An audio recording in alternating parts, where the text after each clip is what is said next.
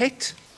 David, poor thing, he's been in the pit once and he's been delivered, he's been rescued. That's the first part of the psalm. And then by the time the psalm ends, he's back there again, back in the pit, waiting to be delivered once more. Now, this is not an actual pit. Some people suggest that you must think of the psalm a bit like you would in the story of Joseph, when he was thrown down the pit by his brothers. Well, I think that's fine. You could easily think of it like that.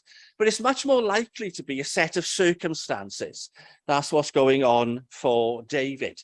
So Psalm 40 then, you've got the first 10 verses. You know this well by now. In those 10 verses, he is giving thanks to God for having been rescued from the pit. And then verse 11 to 17, he's back there again. Psalm 40 then, and we are at the moment, we are a bit stuck in the first verse. Now, I think we are stuck in a good way because we are exploring the theme of waiting. So let's turn to Psalm 40 and verse 1. And I'll just read a few of these verses at the beginning of the psalm.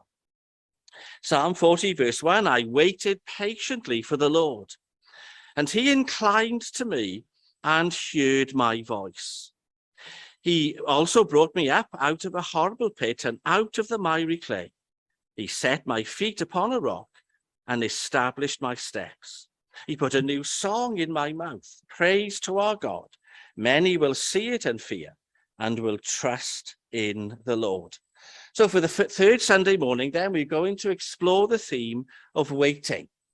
We've seen Abraham waiting, and Moses, and David, and Elijah. We thought about what they were waiting for, each of them individually. Last Sunday, we asked, what does waiting look like? And this morning, we're going to explore the dangers that we face whilst we wait. So let's come before God and let's ask his blessing upon us. Let's pray together. Lord, and verse 1, and this continued theme of waiting. And I guess all of us are waiting, aren't we? Whether we are waiting for God to work in the church, whether we are waiting for God to save the people whom we love, we're all waiting. And I want us to be clear then that waiting is not easy. And the people that we've looked at in our Bibles, they didn't find it easy either. And we said a few weeks ago that the theme of the Bible, in a sense, is the theme of waiting. From the very first accounts of Adam and Eve, right until the last book, the book of John, you've got waiting as a great and major idea in our Bibles. So here we are then, you and I. We are waiting for God to do what we are not able to do. And we've encouraged ourselves to wait with expectancy, to wait with confidence. We've encouraged ourselves to confess. We are confessing to each other our confidence in God, that God will do those things that we're asking him to do. We are going to confess to others, those who doubt and mock, that we have confidence in God and that God will do the things that we are asking him to do. So what's the dangers then that we face whilst we wait? Now, I want us to think this morning about two couples, Abraham and Sarah on the one end and Zacharias and Elizabeth on the other. And these two couples, they frame the story of the people of God, the Israelites. So Abraham and Sarah are at the beginning of the story of the people of Israel, and then Zacharias and Elizabeth, they are at the end. After Zacharias and Elizabeth, we get the Lord Jesus Christ, and then we get the mission of those early disciples throughout the world. So the story of Israel, the Old Testament, people of God, begins with Abraham and Sarah, and it ends with Zacharias and Elizabeth. And I want you to think this morning about how similar both those couples were. Both Zacharias and Abraham were priests. Now, Abraham was a priest prior to the temple, and Aaron and the sacrifices.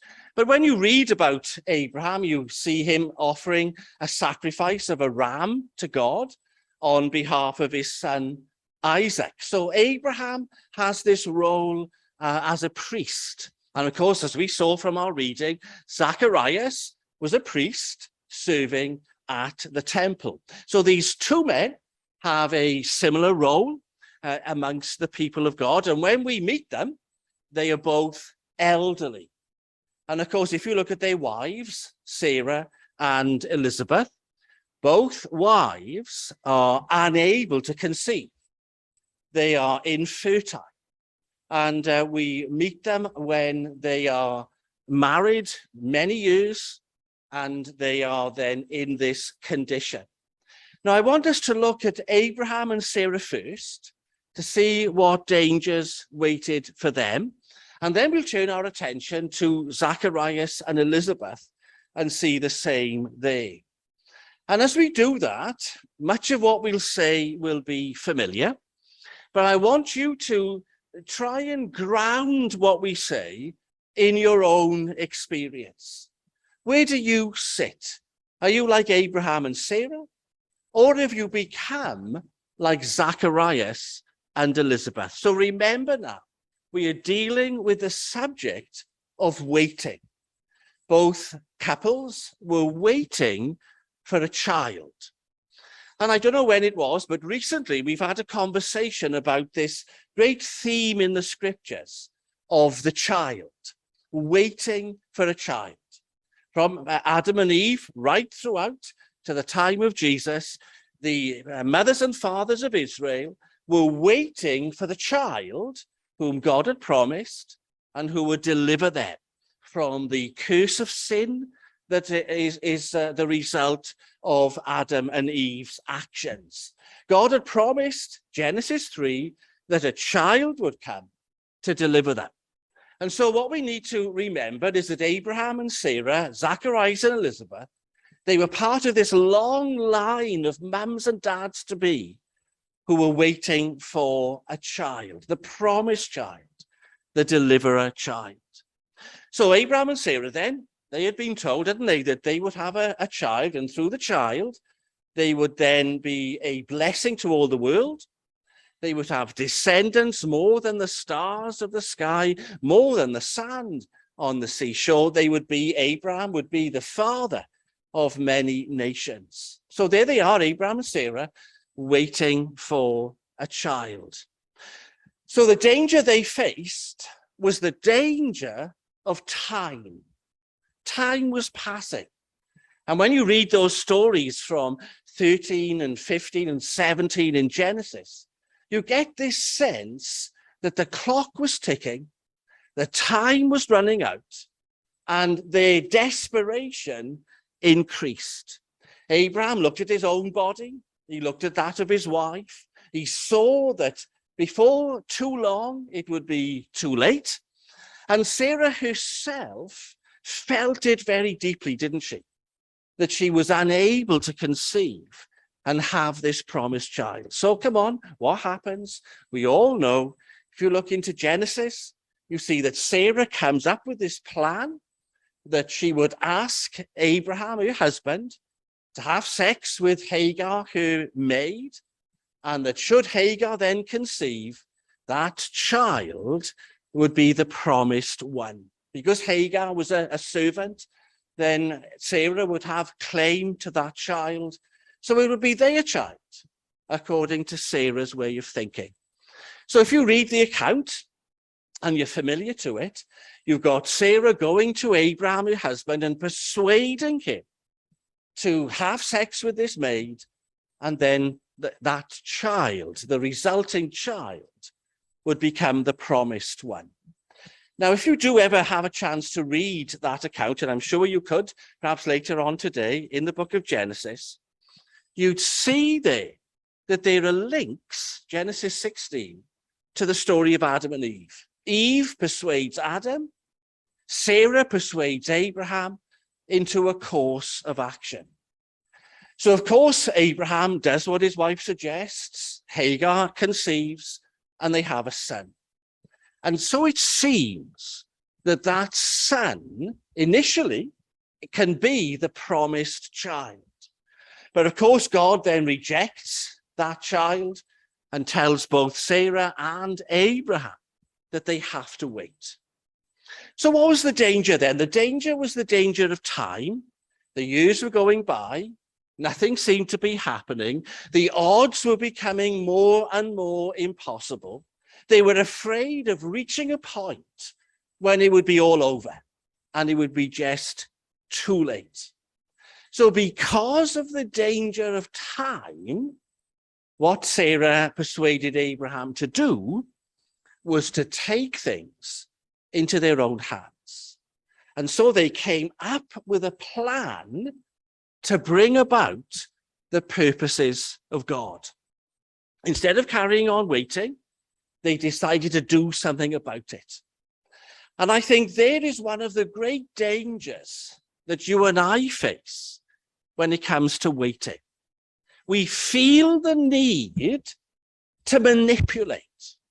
We feel the need to say something, do something, come up with some plan whereby we are pushing God into action and seeking to bring about what only God himself is able to do. And so I want you first of all to think about, are you ever tempted to take things into your own hands? Those people you're praying for, maybe your children or your grandchildren. Do you have that itch sometimes to come up with some sneaky plan to get them involved, to try and perhaps get them to this place on a Sunday that they might then hear something? Do you ever do that? And how do you know that's what you're doing when simply you think you're just asking them to come along, or you're trying innocently to get them involved? How do you know? And I guess this word really searches our hearts, doesn't it? Because on the one hand, it's right to ask. On the one hand, we want to have conversations. And we do want, don't we, to say something. But then we only know ourselves if there's something going on in our hearts which is about manipulating or pushing God or getting him to act as we force his hand. Only you know that. So whether it comes to those you love, whether it comes to the church, what should we do as a church to give God a hand? We want God to add to us. We want God to save among us. What can we come up with? What great kind of mission can we dream up to get stuck in? Because time is going and the situation is worsening and we're feeling more and more desperate. Here is the first danger. And it seems to me that we've fallen a victim to this danger many times. And we fall into it in our own families, when we've got adult children who don't want to come anymore, don't want to talk about things anymore. And we can kind of concoct, maybe as parents, some scheme to get them to come along. It is only God who does the work. That's why we are waiting. By definition, waiting means we can't do it. It is outside of our competence. It's outside of our powers. It's outside of our wisdom. It's outside of our actions. It is an act that belongs to God himself, and only he is able to do so. So giving God a hand, that's what this great danger we see with Abraham and Sarah. Now, I'm not going to go into the details. You know as well as I do how the son was born, and Ishmael, I think, that's his name. How then he's rejected by Sarah, and his mother Hagar is rejected by Sarah, and Abraham is forced to cast them both out of the family home, and they wander, don't they, through the wilderness until they meet with God, and then God makes them promises. Can you see the consequences that flow from taking things into your own hands? And those consequences lasted for generations. So here stands Abraham and Sarah to us this morning, saying to us, you wait for God, and you wait even if things worsen, and even if the clock ticks, and even if you feel more and more desperate, you wait for God. And that's what you do. Don't take things into your own hands. I think that's the lesson there. Let's turn then to Zacharias and Elizabeth. Turn to Luke and chapter 1. Now, what is the danger that they face? And again, you can say, here's an elderly couple now when we meet them, and they too have faced the challenges of time. So just like the first couple, Abraham and Sarah, the years had gone by and the situation had become more challenging and it looked more and more impossible until they reached the point where they had stopped expecting. And there's the lesson from Zacharias and Elizabeth. You stop expecting. But what's interesting as you look at this couple is that Zacharias continues to be the priest. He continues to go into the temple. He continues to fulfill his duties. We meet him, don't we, in chapter 1, verse 8 and so on. There he is. He's got his allotted 2 weeks where he's to go into the temple and offer sacrifices to God. At that altar, he burns the incense. So he's doing all the right things. He's carrying on with his religious life. But he'd stopped expecting God to work. Now that's tremendous, isn't it? Absolutely devastating. Because we could still be here, like Zachariah, still in the temple, still fulfilling our obligations, still burning our own little incense to God. We are still here, still to be found. But in our hearts, we've stopped expecting. We've given up. We think it's too late. We think too much time has gone, that we are now too old, that it's over, that those things that we've prayed for and hoped for and longed for, that now it's all over. And that's the danger that these two represent to us. And I think some of us may be like Abraham and Sarah and try to take things into our own hands. But for most of us, we are like Zacharias and Elizabeth, still found in the temple, still doing our religious duties, still here in body, but our hearts are dead.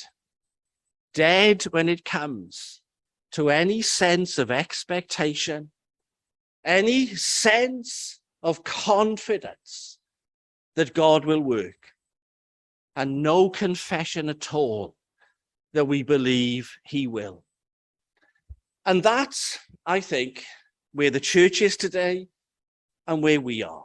We are like Zacharias and Elizabeth. Now, it's a great thing that Zacharias was still the priest. He still did his 2 weeks. He still went in and offered the burnt incense. Good for him. He was still faithful in that way, and that's great. And so will we. We are still continuing, still here, still meeting our duties. Well done. Absolutely good for us. But let's listen to what goes on here with Zacharias and Elizabeth. If you cast your eyes down the chapter. Then the angel, verse 11, then the angel of the Lord appeared to him, standing on the right side of the altar of incense. And when Zacharias saw him, he was troubled, and fear fell upon him. Now, those words primarily mean this was the last thing that Zacharias expected.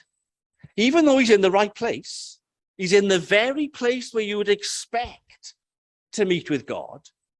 When it actually happens, he's so shocked to find this angel present. Now, you could make a sermon out of that, couldn't you? We're in the right place this morning. It's not the temple, because we don't believe in temples. But here we are as the people of God, meeting in the name of God, meeting to worship God. It's exactly the right place to find God meeting with us. But how shocked would we be if one Sunday here we were and God turned up and met with us? What would that be like? Would we say to each other, or even to ourselves, gosh, we are shocked and troubled by God turning up? Well, take a look at the rest of the verses. Verse 13, the angel said to him, do not be afraid, Zachariah, for your prayer is heard. Now he'd stopped praying. He probably hadn't prayed for a child for many years. He's too old.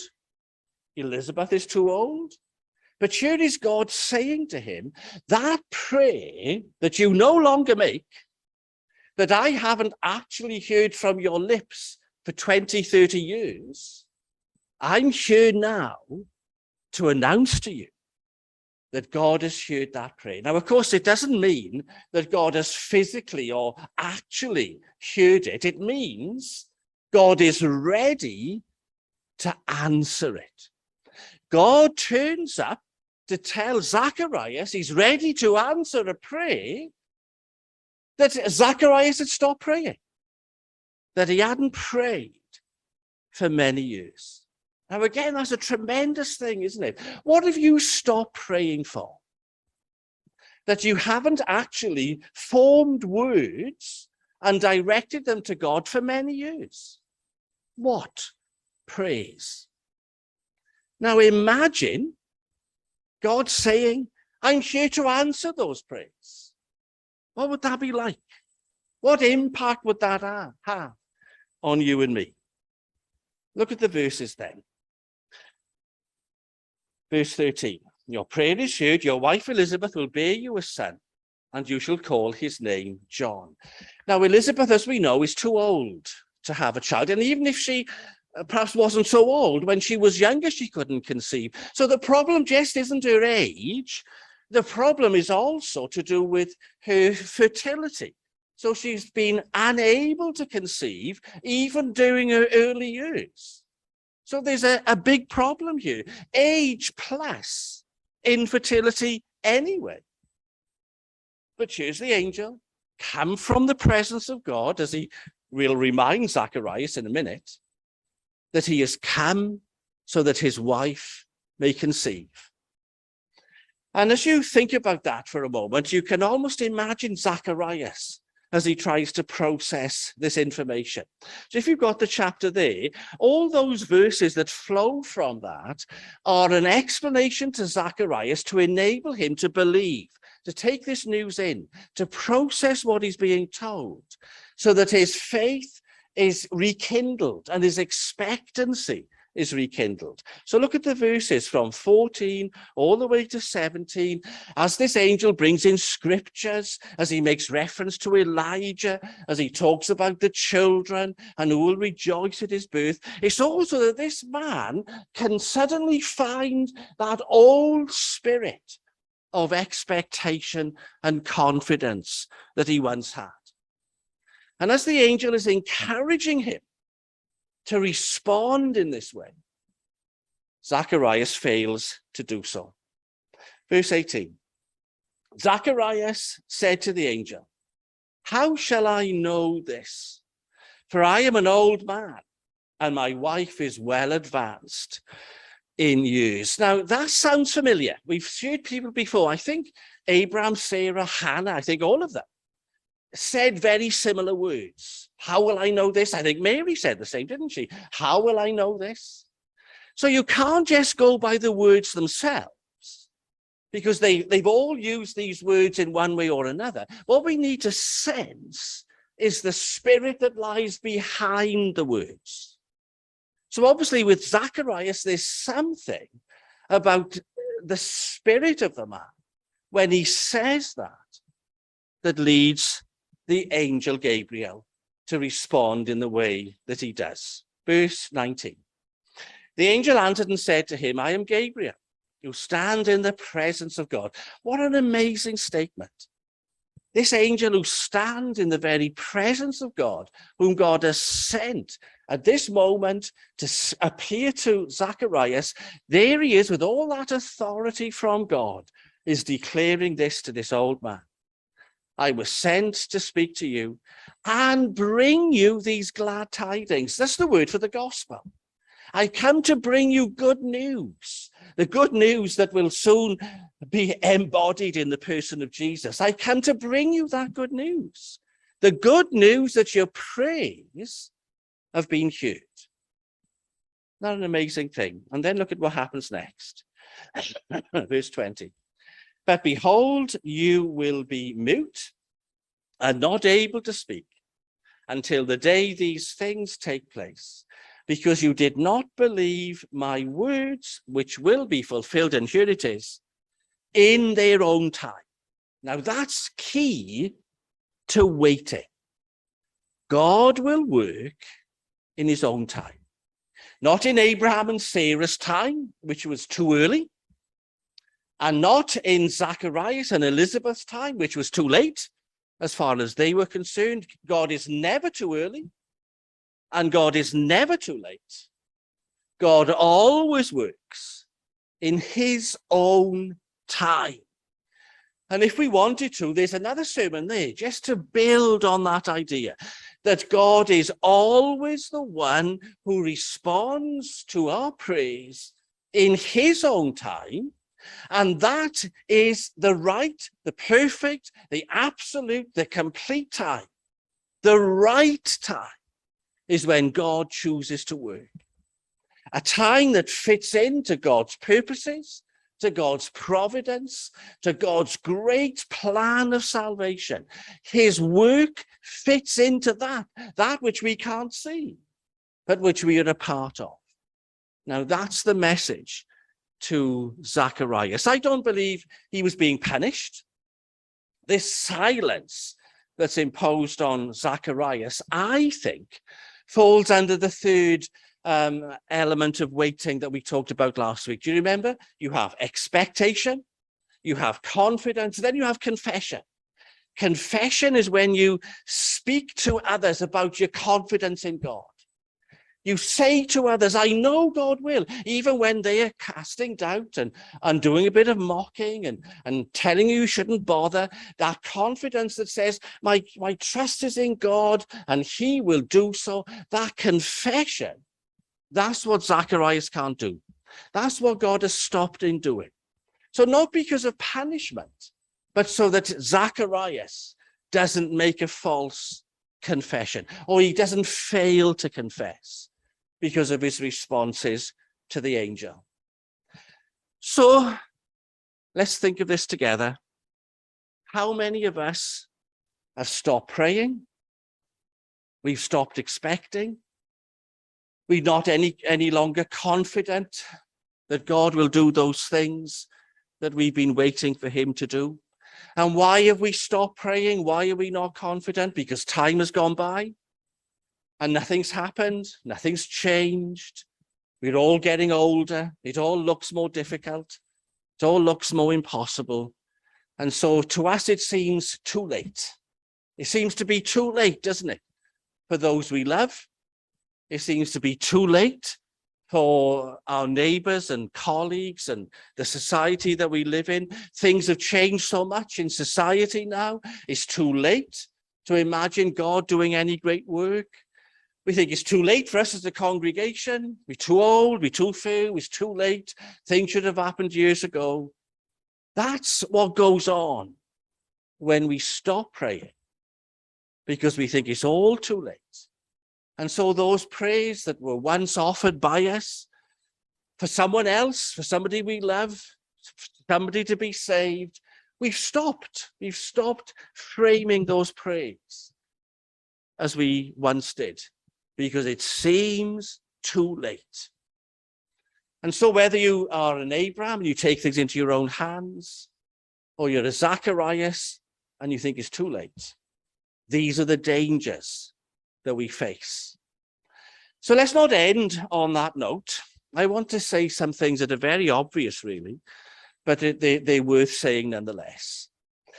Did Abraham taking things into his hands scupper the plans of God? Well, of course they didn't, did they?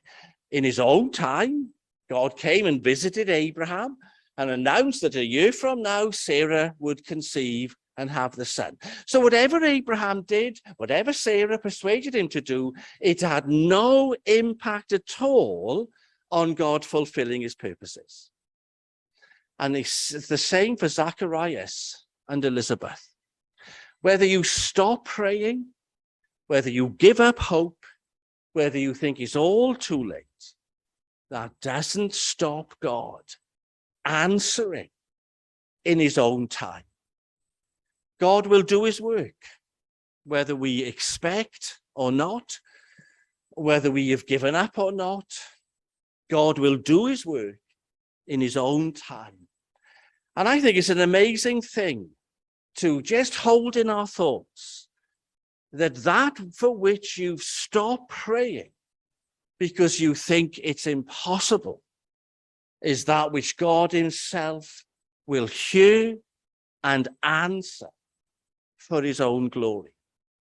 So, of course, God will work and God will do his plans and purposes. So why then? Why are we encouraged to wait at all? If God will do it in his own time, why? And this is where I want to end this morning. We are invited by God to have confidence in him. We glorify God if we continue to expect, and if we continue to hope, and if we continue to confess. So God is saying to us, yes, I'll do my work. Yes, in my own time, I'll do and fulfill my purposes, but I'm encouraging you, my people, to have this confidence in me because you understand who I am and you understand what I'm like. So it's an invitation from God to show to him the confidence we have in him as we go on waiting and as we go on trusting. So God is never limited by us. He's never foiled by us. We can't thwart what he wants to do, but he is inviting us today to say to him that we are waiting and we'll continue to wait. And we'll wait with expectation and confidence. We'll confess, even though the clock is ticking and we feel the time is running out and it looks impossible to us, we will pray and we will wait. And that's these wonderful works of God. He will do his work, but he invites us nonetheless to have confidence in him. Let's pray together. Lord, we have seen these dangers then that face your people whilst we wait. And it may be, our God, that the church over the years, these long years of waiting, the church has taken many things into her own hands and done many things to try and cause new birth